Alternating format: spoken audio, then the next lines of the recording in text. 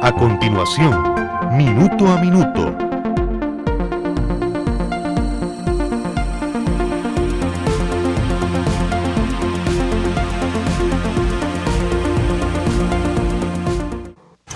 Porque hay noticias que trascienden en el tiempo. Esto es Minuto a Minuto, más allá de la noticia. Hola, ¿qué tal? Muy buenas tardes. Les saluda Randall Rivera, jefe de información de Noticias de Central de Radios. Hoy acompañándoles en nombre de nuestra directora, doña Michelle Mitchell, en este programa de Minuto a Minuto, el espacio a profundidad de Noticias Reloj. Hoy me acompaña aquí en la mesa de Minuto a Minuto don Arnoldo André, él es presidente de la Cámara de Comercio de Costa Rica, que ha sido noticia igual que las diferentes cámaras en el último año, sobre todo por la coyuntura económica de nuestro país, no solo por el tema polémico del plan fiscal, sino también por la crisis que hubo en 2008, cómo se levantó nuestro país, cómo existe un riesgo de una burbuja inflacionaria también en Europa, la situación financiera con los intereses en el piso en los Estados Unidos, el aumento de los intereses crediticios aquí en Costa Rica, la política macroeconómica del Banco Central en el último año y por supuesto la situación de la coyuntura política aquí en Costa Rica. Don Arnoldo, muchas gracias por acompañarnos y muy buenas tardes. Don Randall, muy buenas tardes a usted y a todos los radioescuchas. Es un gran gusto estar aquí este mediodía en Radio Reloj para compartir con usted y quienes nos dedican tiempo algunas de las preocupaciones que tiene la Cámara de Comercio de Costa Rica, el sector empresarial nacional, el sector productivo, las pequeñas, las medianas, también las grandes empresas, todas las que sostienen con su esfuerzo y pago de impuestos al gran aparato estatal que tenemos de más de 200,000 empleados públicos. Don Arnoldo, si uno mira la situación de los comerciantes hace un año y lo ve hoy en retrospectiva, ¿cómo estamos hoy en relación con hace un año en diferentes aspectos? En acceso a crédito, en confianza, en inversiones, en posibilidad de contratar nueva gente. ¿Cómo están hoy los asociados a la Cámara? Estamos mejor que en el año 2011. De hecho, en la Cámara de Comercio de Costa Rica realizamos un índice de confianza del sector comercial científica y periódicamente. En este caso yo le puedo dar a usted los resultados del primer trimestre de 2012 que llamamos, que fueron levantados en la segunda quincena de febrero entre nuestros asociados. El resultado es que mejora la percepción del sector sobre el nivel de ventas. Aún existe una ligera desconfianza sobre la situación de la economía general y la situación del empleo. Sin embargo, por ejemplo, ante la pregunta, ¿considera usted que el crédito actual es suficiente para cubrir las necesidades de su empresa? Un 29%, un tercio de las empresas aún no logra satisfacer sus necesidades de crédito. En el tanto, un 46% considera que sí está dentro de los rangos usuales en crédito. En materia de inversión, preguntamos, ¿cree usted que sus posibilidades de inversión durante los próximos 6 meses serán mayores, menores o iguales que las actuales? Esa fue la pregunta. Y el resultado es que un 51% de las empresas no prevé aumentar sus inversiones. La mayoría. El 30% planea aumentar sus inversiones y un 19% dice más bien que las disminuirá. El tema de las inversiones para nosotros es importantísimo, porque todo esto de lo que estamos hablando, al final lo que busca es desarrollar un país. Desarrollar un país para subirle el nivel de vida a los costarricenses, a los ciudadanos. Eso se logra generando empleo.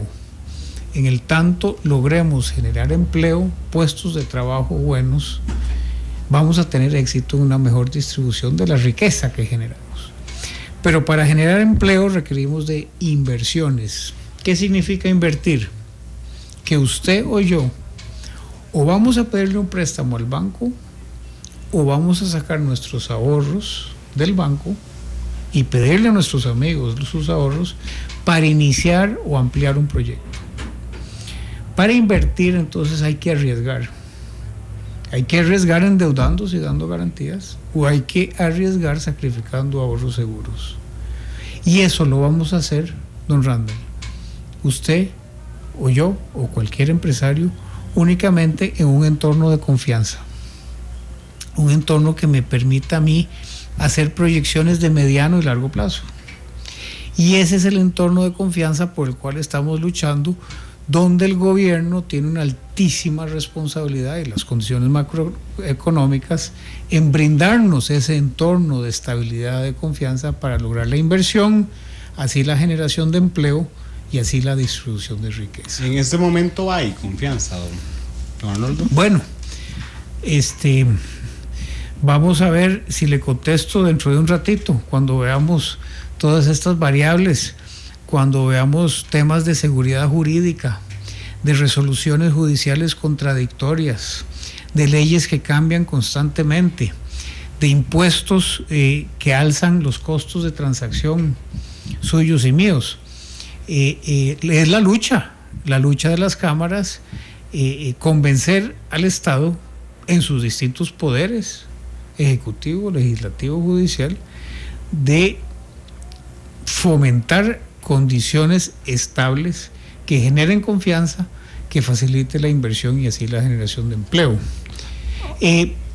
Seguimos tal vez con este estudio, si le parece, don Randall, ya termino. Preguntamos además cuál es la expectativa de contratación de su empresa para los próximos 6 meses. El resultado es que no se espera una mejora significativa del empleo privado en los próximos 6 meses. El 67% de las empresas no planea realizar contrataciones, un 10% planea reducir su planilla y un 22% planea nuevas contrataciones. En general hay, digamos, una estabilidad, no empeora, pero tampoco hay una gran euforia en contratar. Los inventarios, a los comerciantes le preguntamos cómo considera el nivel de inventarios, porque eso refleja su proyección. El 51%, la mitad, considera que mantiene inventarios acordes a sus niveles de ventas. Un 18% cree que está acumulando inventarios debido al bajo dinamismo en las ventas, y un 17% perciben un crecimiento de ventas mayor al de sus inventarios. Acordemos que hay que prever siempre las ventas futuras. Y luego, cuando pasemos a esto, hicimos una pregunta a nuestros asociados en el sector comercial sobre temas del déficit fiscal que tanto están en la prensa ahora, tanto acongojan y tanto impacto pueden tener en condiciones macroeconómicas como son las tasas de interés, la oferta monetaria y otros. Vimos este panorama que brinda el índice de confianza, don Arnoldo, pero yo no se pone a pensar en términos macro, lo que usted decía, que no van para atrás, pero tampoco van para adelante, es decir, están estancados en cuanto a inversiones, en cuanto a contratación de personal, en cuanto a ventas. ¿Por qué? ¿Cuáles son las causas? ¿Por qué están ustedes desconfiados de la situación actual económica del país, de las políticas macroeconómicas del Banco Central? ¿Están desconfiados ustedes a esta altura del año? Tenemos en el análisis varias causas que señalar. Por un lado, hay causas externas y por otro lado hay causas internas desde un punto de vista económico.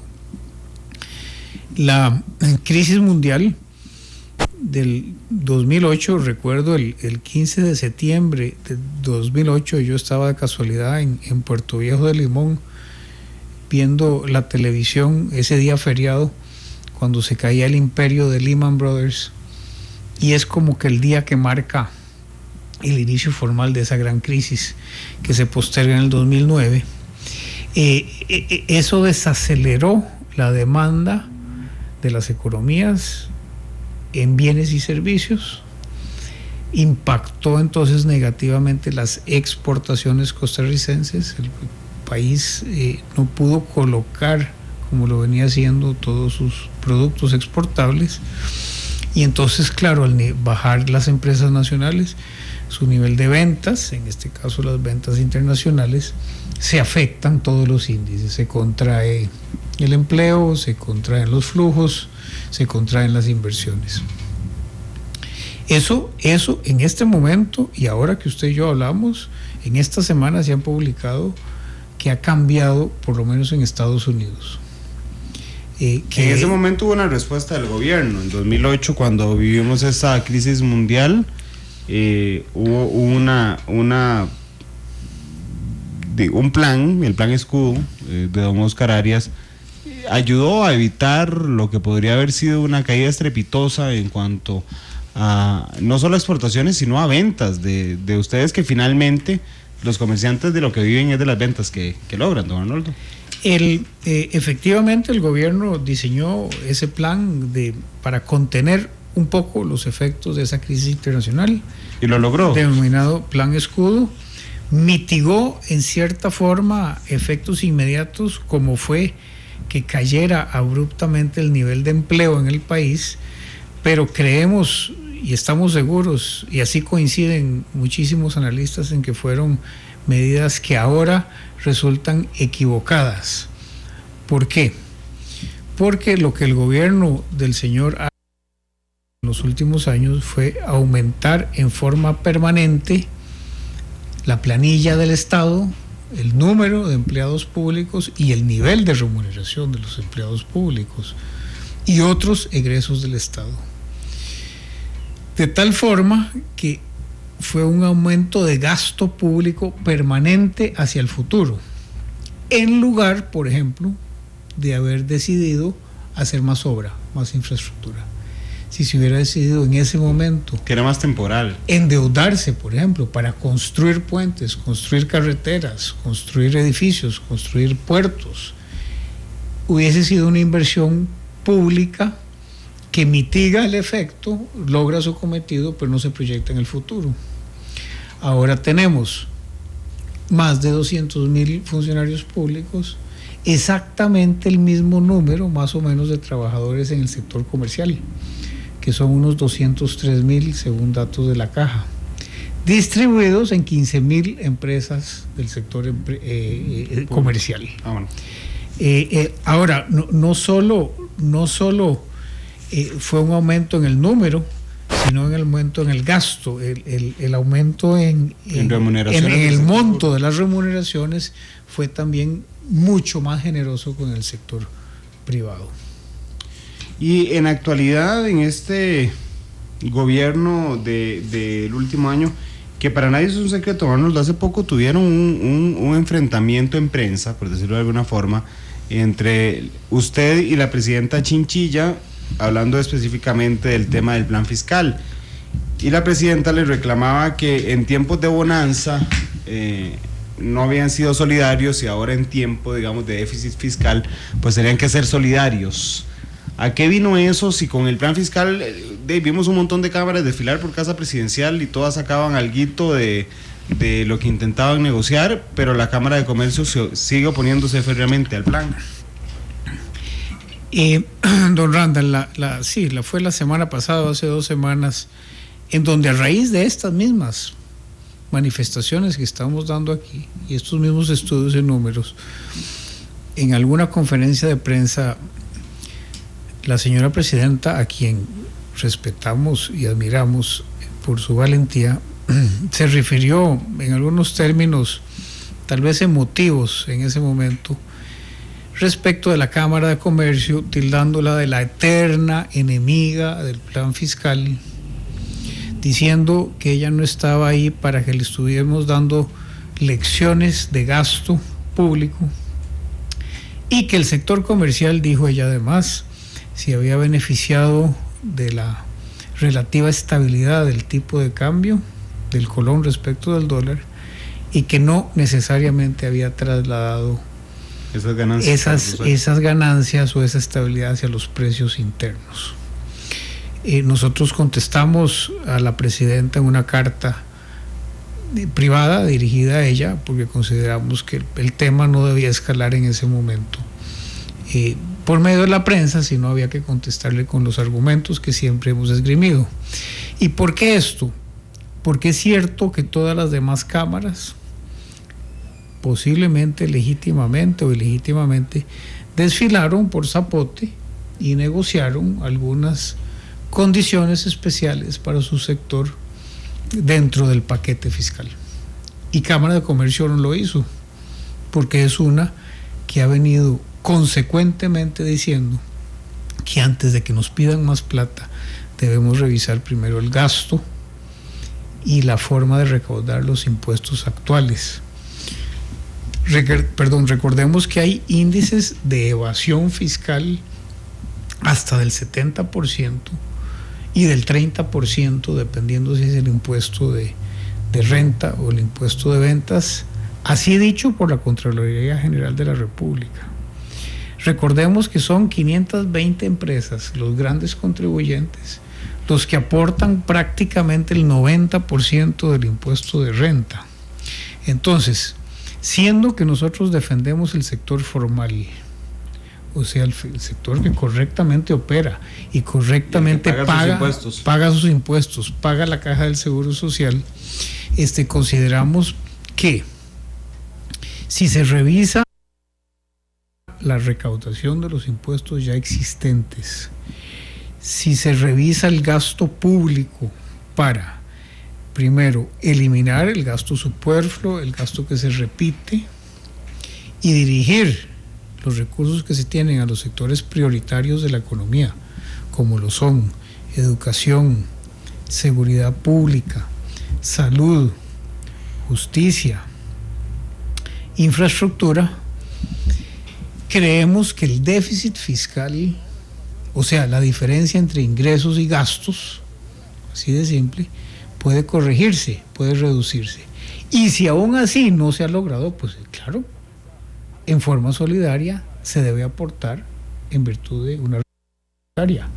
Pero no al revés, porque vea usted, creo recordar que fue durante el gobierno del señor Figueres, con el mismo ministro de Hacienda actual, el señor Herrero, que pasamos la última reforma tributaria y se nos prometió que era la última. Y ahora estamos en las mismas. Y estoy muy seguro que dentro de pocos años estaremos otra vez en el mismo cuento, a menos que responsablemente la clase política piense con medidas de mediano y largo plazo y realmente reestructure el gasto. No es cierto que no se puede bajar el gasto en un 30% que hay en empleos. Claro que se puede, pero hay que cerrar instituciones, hay que fusionarlas, hay que hacerlas eficientes. Hay que reducir la cantidad de empleados públicos. Hay que reducir la cantidad de empleados públicos en los sectores en que sobran. ¿Y usted cree que un gobierno de la República se come esta tarea, don Arnoldo? Porque es absolutamente impopular.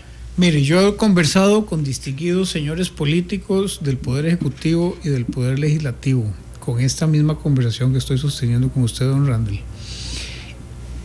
Y la respuesta que he recibido es: Arnoldo, si lo que me quedan son 2 años, lo que me quedan son 3 años, yo tengo que apagar incendios ahora, tengo problemas que resolver ya. ¿Cómo querés que me meta soluciones de mediano y largo plazo? Creo yo que aquí falta realmente que alguien asuma en forma responsable un proyecto de mediano y largo plazo. Pero no soy yo, es el país entero, es el sector productivo, es el ciudadano en general que le está exigiendo ya a la clase política. Vea usted cómo se refleja la constelación de la Asamblea. Soluciones de otro tipo. Si seguimos haciendo lo mismo, como se dice, vamos a tener los mismos resultados. Ya es hora de que se creen los llamados think tanks o grupos de pensamiento. Si no dentro de los partidos políticos, pues hagámoslo fuera de los partidos políticos y vamos a ver quién adopta la idea para impulsarla políticamente. ¿Ustedes tienen conversaciones frecuentes? ¿Tienen algún contacto ustedes con Casa Presidencial, don Arnoldo? Sí, tenemos amplia comunicación. Pero con la presidenta, ¿podría decirnos con la presidenta? No abusamos de ella, pero sí pedimos una audiencia. Hemos tenido conversaciones muy directas con don Luis Lieberman, por ejemplo, y con el otro vicepresidente y con los ministros. Nunca se nos ha negado el diálogo. Hay canales abiertos de comunicación. ¿Y cuál es la respuesta que les brindan? ¿Cuál es la respuesta que les brindan cuando ustedes les generan estas dudas, don Arnoldo?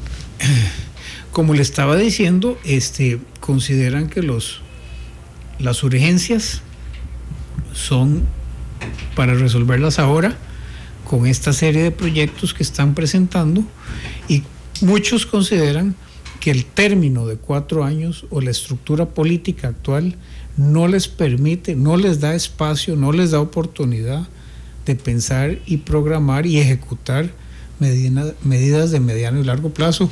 Y lo grave de esto, don Randall, es que esto se repite cada 4 años. Bueno, lo cierto, don Arnoldo, ya se aprobó en primer debate el plan fiscal, y le quiero preguntar cuál es el impacto que ustedes prevén en el comercio costarricense. Pero vamos a hacer una pausa comercial y ya volvemos con esta segunda parte de la entrevista a don Arnoldo André, presidente de la Cámara de Comercio. Cuando la noticia va más allá, minuto a minuto. Ya regresamos con Minuto a Minuto. Vamos con Minuto a Minuto.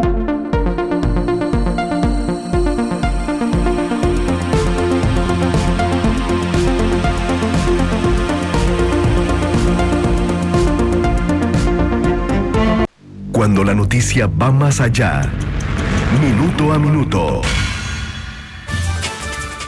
Volvemos a Minuto, estamos con don Arnoldo André, presidente de la Cámara de Comercio de Costa Rica, hablando sobre diversos temas. Estábamos hablando precisamente del plan fiscal y las advertencias que ellos habían hecho sobre las posibles consecuencias de un aumento en los impuestos, como ha sido aprobado en primer debate, y estamos a la espera, como todo el país, de que la Sala Constitucional señale la resolución de una acción de inconstitucionalidad y de 2 consultas legislativas sobre este tema para ver qué va a pasar. Sin embargo, está aprobada en primer debate, don Arnoldo, es un hecho ya prácticamente sobre la espera de...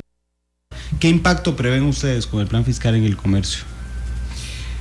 Don Randall, varios. El primero y directo es un aumento en los precios, un aumento generalizado. Inmediato, don Arnoldo. Inmediato. Si los impuestos suben, es más, los vendedores de automóviles ya tienen 2 precios. Sí.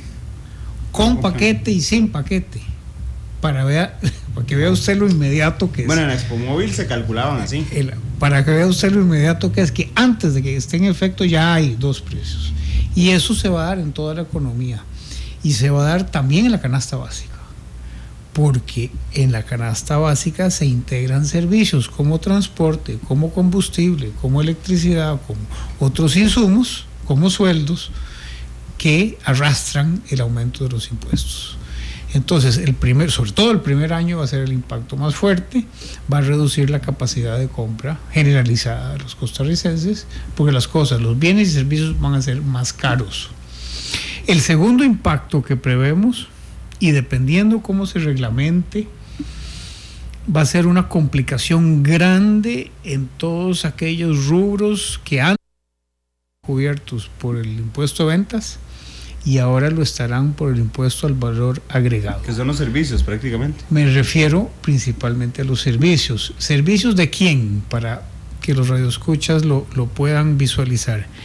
De la empresa que le vende empaques, del topógrafo, del dentista, del oculista, del médico, del abogado, del ingeniero, del arquitecto, todos los profesionales, servicios secretariales, servicios de traducción, servicios de transporte, todo lo que no pagaba, no sé si está excluido o no el servicio de taxi, yo no recuerdo del texto. Yo sí sé que el servicio de bus está excluido. Pero todos los servicios, todos los pagos, en realidad de eso se trata ahora. Y en eso la Cámara de Comercio, le voy a decir, pues en la ampliación de la base no tenemos tanto problema. Está bien que todos contribuyamos con el impuesto, pero tiene que ser de una forma ordenada. Esto va a implicar que cada agente económica, cada agente que compre y vende, necesita llevar una contabilidad especial, porque hay un sistema que acredita y debita los impuestos. Voy a explicarme. Si yo vendo en 1,000 colones un servicio de abogado, pero para vender ese servicio he comprado papelería, he comprado cartulina, he comprado tintas para la impresora, y ahí he pagado, digamos, 200 colones en impuesto, yo al vender por 1,000 le cobro el 14% al cliente, ¿verdad? Cobré 140 de impuesto, pero ya había pagado, ya había pagado 200, eso los puedo compensar, acreditar. Entonces va a haber una alta demanda de servicios contables. ¿Los ganadores con el plan fiscal cree usted que sean los contadores? Definitivamente. Y es uno de los problemas del tributario costarricense, el que sea tan complicado. Nosotros creemos que debe ser un sistema simple, de base amplia y de tarifas bajas. Recordemos que estamos subiendo con el paquete del 13% al 14% y además ampliando todos los servicios que también van a pagar. Esto va a tener un impacto que hay que medir, peligroso, en eventuales fugas de capital. Recordemos que se está agravando de alguna forma la repatriación de capital. En cierta forma, lo que se hablaba de la renta mundial, hay una pretensión de gravar con un 15% aquellos dineros que costarricenses o empresas costarricenses tienen afuera y los repatrian. Me parece que ahí puede generar un problema de inversión. ¿Para qué voy a reinvertir recursos que tenía colocados en bancos internacionales? Los puedo dejar allá para no pagar el 15% al que van a estar grabados los intereses.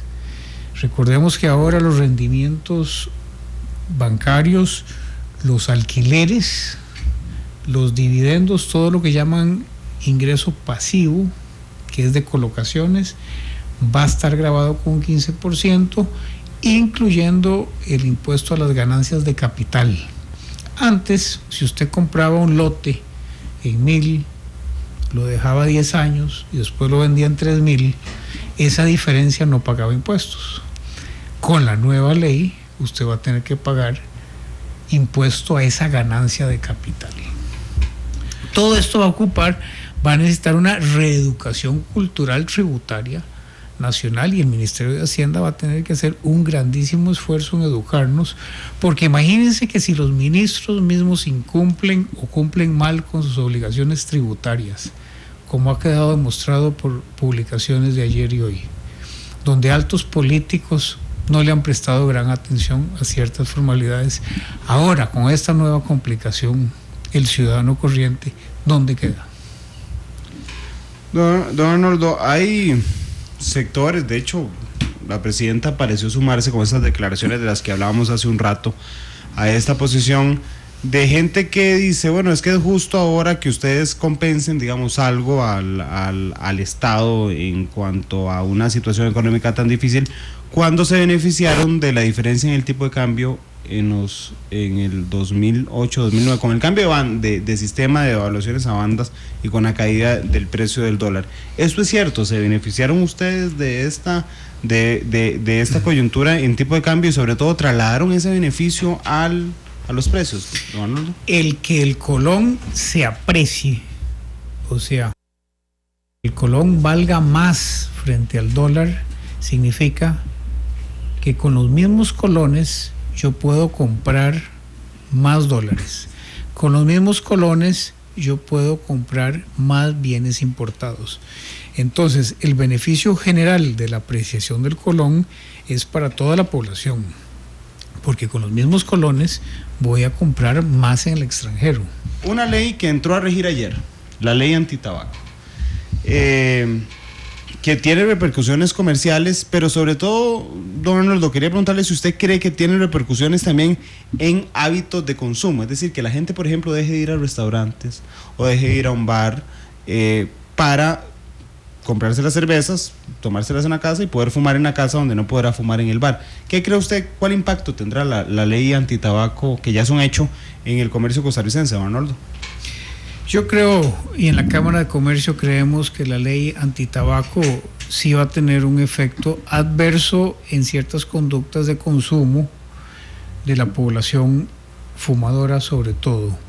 Se lo digo también de experiencia personal, y por qué no contarla. Yo fui fumador serio de varias cajetillas al día, y hace unos años he dejado de fumar. En el tiempo que fui fumador, ya yo buscaba todos aquellos lugares donde hubiese una terraza o un lugar libre donde yo pudiese fumar el cigarrillo, y descartaba de mi hábito de consumo los lugares encerrados.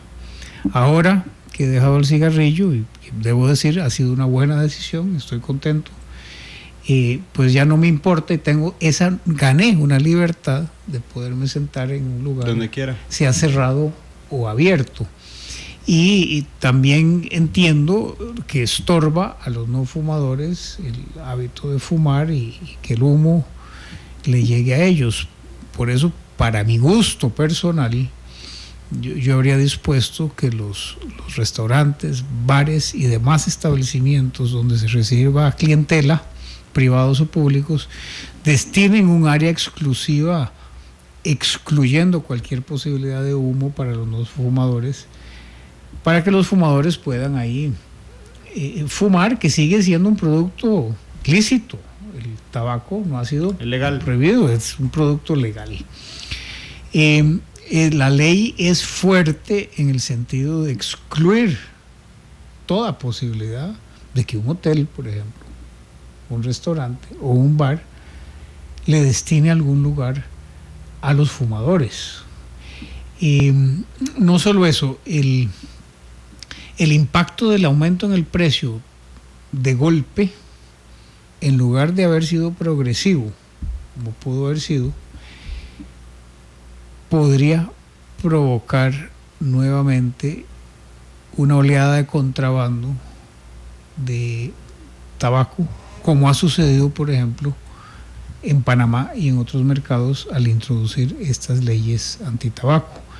Eso habrá de observarse, porque podría ser que el contrabando sea nuevamente la fuente de otras actividades ilícitas. Estas son las dos afectaciones que prevén ustedes. Por un lado, que la gente deje de acudir, digamos, a negocios comerciales para consumir en su casa, y la otra, pues obviamente el contrabando y la disminución de los precios que trae consigo el contrabando. Don Arnoldo, ahora bien, en este panorama donde ustedes están, y si me permite la palabra, si no me la corrige, incómodos con el plan fiscal, preocupados con la ley antitabaco, preocupados por una serie de efectos de la economía internacional, ¿cuál es la salida? ¿Cómo ve usted el panorama en el próximo año para la Cámara de Comercio, don Arnoldo? Los pequeños y medianos empresarios costarricenses, y los grandes también, creo yo que son muy buenos, son muy innovadores, muy valientes, muy perseverantes, muy creativos. A pesar de todas estas condiciones y coyunturas negativas de las cuales hemos hablado, pues siguen con ilusión y optimismo adelante, y han logrado mantener sus planillas y sus empleados y sus ventas. La idea es lograr estabilidad y confianza, como hablábamos, para que se puedan desarrollar, ampliar las operaciones actuales e iniciar nuevas, y para que la tasa de mortalidad de las empresas no sea tan alta. Siempre hay un nivel de fracaso en las mismas, pero se trata de reducirla. Vamos a seguir luchando, por ejemplo, en lo que es mejora regulatoria y simplificación de trámites. Consideramos importantísimo impulsar toda la iniciativa de gobierno digital. Creemos que eliminando papel, eliminando filas, eliminando trámites, eliminando la presencia personal ante una ventanilla con todas las incomodidades que causa, empezando porque no se puede ni siquiera accesar la ciudad capital, han colapsado las carreteras. Hay que eliminar la reunionitis que tenemos los costarricenses, ser más eficientes. Creemos que arreglando la tramitomanía y la mejora regulatoria se va a impulsar el desarrollo de empresas. Hay que seguir apoyando las condiciones de un tipo de cambio estable para que se puedan hacer proyecciones de mediano y largo plazo. Hay que seguir luchando por el acceso al crédito para que el comerciante y el empresario pueda desarrollar sus iniciativas y seguir adelante. Y en el tema de seguridad jurídica que usted lo tocó al inicio de la entrevista, usted hablaba de resoluciones judiciales contrarias, de muchas instancias que resuelven en este país, la Contraloría por un lado, la Sala Primera de la Corte en el tema contencioso, la Sala Cuarta en el tema constitucional. ¿Cómo leen ese panorama en cuanto a seguridad jurídica? ¿Ustedes están claros cuando tienen un conflicto quién se lo va a resolver, don Manuel? Estamos claros de que el tema de seguridad jurídica es fundamental y el país está severamente afectado. De hecho, en índices internacionales salimos en puestos malos. Todo lo que es Procuraduría General de la República con sus dictámenes vinculantes para la administración pública, todo lo que es Contraloría General de la República con sus actuaciones ante factum y post factum, antes y después de los hechos, con ese poder fiscalizador, la ley de control interno de la República, y con jurisprudencia cambiante de las salas y hasta contradictoria. Por ejemplo, en el penoso caso del robo de propiedades en Costa Rica, posiblemente uno de los pocos lugares del mundo donde nos roban la propiedad sentados encima de ella, por notarios corruptos que hay y descuidos registrales. Ahí, le digo claramente, hay una sala que protege al tercero de buena fe, al adquirente de buena fe, y otra sala que anula todos los actos y protege al propietario originario. Pero entonces tengo que saber eso para ver a qué vía acudo. Si acudo a la civil o a la penal. Depende de quién es el abogado. Depende en qué cancha está sentado usted o cómo está el asunto. Eso no causa tranquilidad. Tienen que ser previsibles las soluciones. Para eso hay un ordenamiento jurídico, para que yo pueda saber si lo que yo hago o no hago, qué consecuencia va a tener. Además, tiene que ser en un plazo razonable. Siguen siendo demasiados los meses y años que pasan hasta recibir yo una sentencia. Pero ¿no le parece que el proceso contencioso administrativo que se empezó a desarrollar en 2008 con la reforma al código ha venido a acelerar un poco sus plazos? Porque inclusive antes la gente acudía en masa a la Sala Cuarta a interponer recursos de amparo porque era la herramienta más rápida para suspender algo que le estaba molestando. Pero ahora hemos visto un desplazamiento, nos decían un día esto los magistrados de la Sala Cuarta, de recursos de amparo a solicitud de medidas cautelares en el contencioso administrativo, que es una herramienta también para los comerciantes. Es la búsqueda de soluciones rápidas a mis problemas. Efectivamente, al inaugurarse el nuevo Código Procesal Contencioso Administrativo, hubo un éxodo de casos hacia allá porque las medidas cautelares intermedias eran muy rápidas y eficaces y eficientes, y el proceso de oralidad introducido ahí venía muy bien, pero ya se saturó.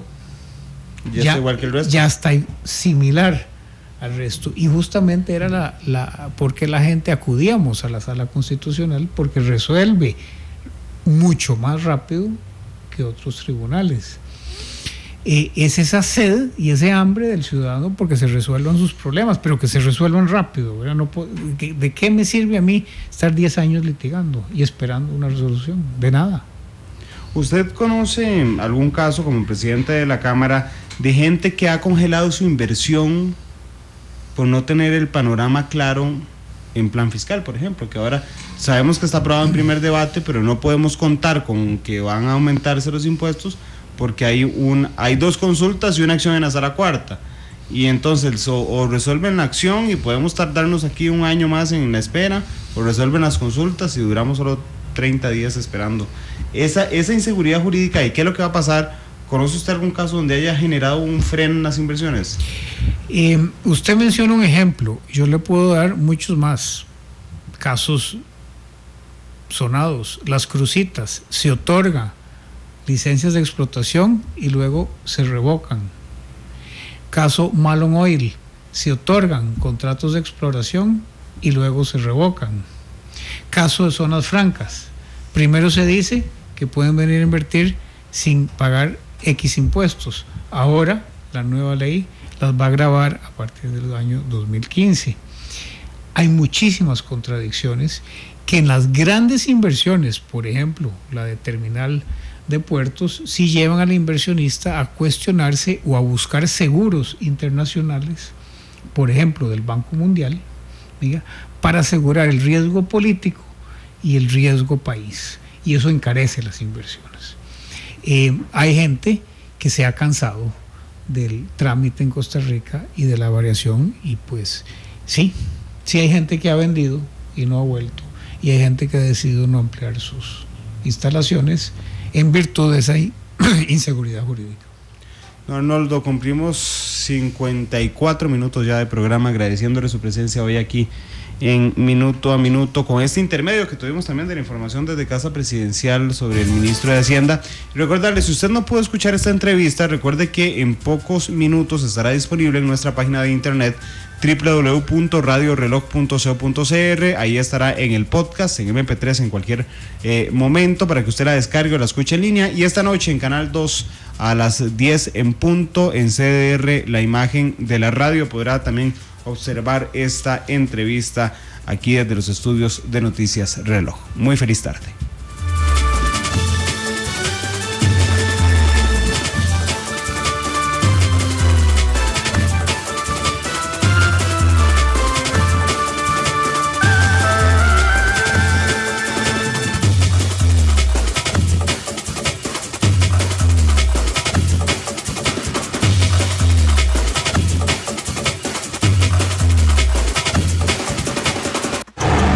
Hay noticias que trascienden en el tiempo.